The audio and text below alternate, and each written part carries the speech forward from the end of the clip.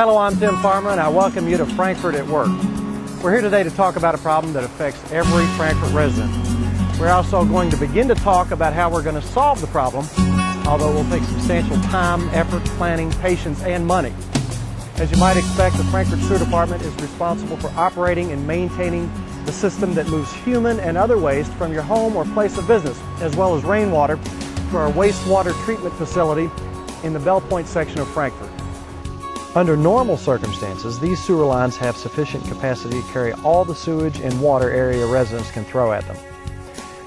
However, there are times when the flow exceeds the capacity of these pipes, especially when rainwater is mixed in along with the waste. Because part of our sewer system is a combined system, that is, it carries both sewage and rainwater in the same lines, it's especially vulnerable whenever it rains.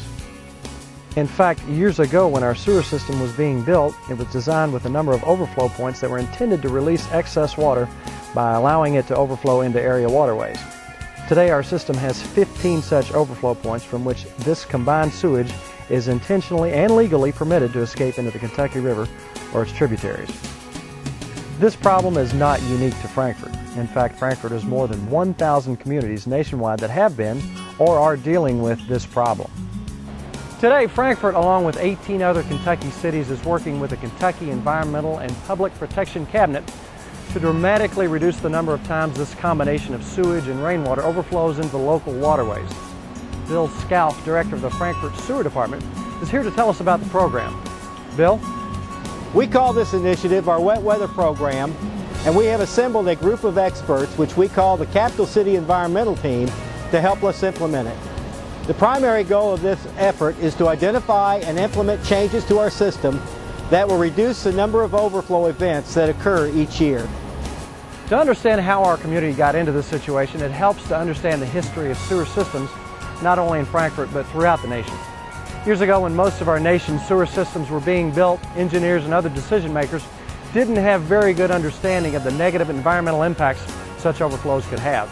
As a result, it was a common practice to include these kinds of overflows as part of city sewer systems. When Frankfort was founded in 1786, our sewers were basically ditches that ran in or along our city streets. These led directly into area waterways. Human waste was simply dumped outside and in later years was handled by outhouses. There was no running water, of course, and the water people used was collected from a variety of sources. As the city and its population grew, sewage in the ditches became an environmental problem. Subsequently, a sewer was built to carry the sewage and stormwater to the waterways. But since wastewater treatment plant technologies did not exist at that time, it was a common practice around the country to build a combined sewer system to carry both waste and rainwater to rivers or streams. This addressed the environmental issues of the day in the late 1800s, but as Frankfort continued to grow, that same rudimentary system also grew. By the late 1940s, wastewater treatment plant technology was developed and it became cost-effective to build two separate sewer systems, sanitary and storm.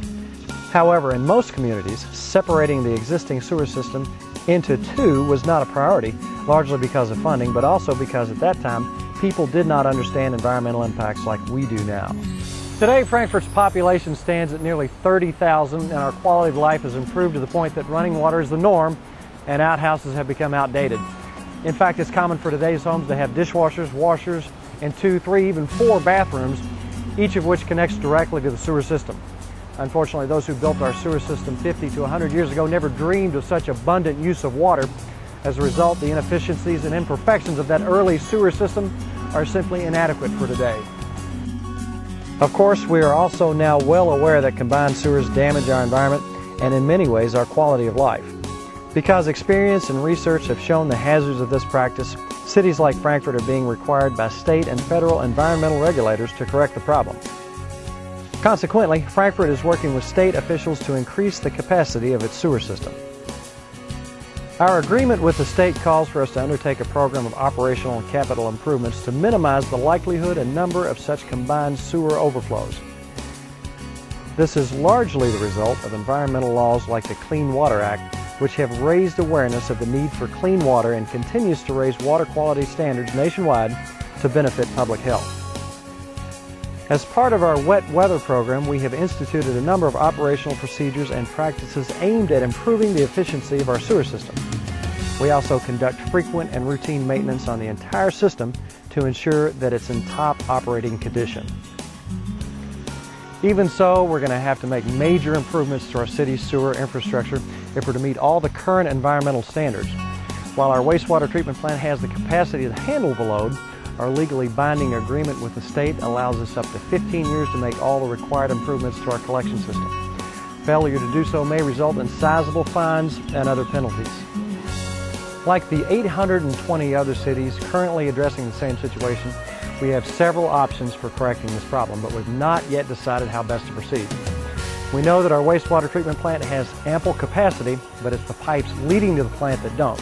So one possibility for correcting the problem might be to increase the capacity of the pipes that run from your neighborhood to our wastewater treatment plant.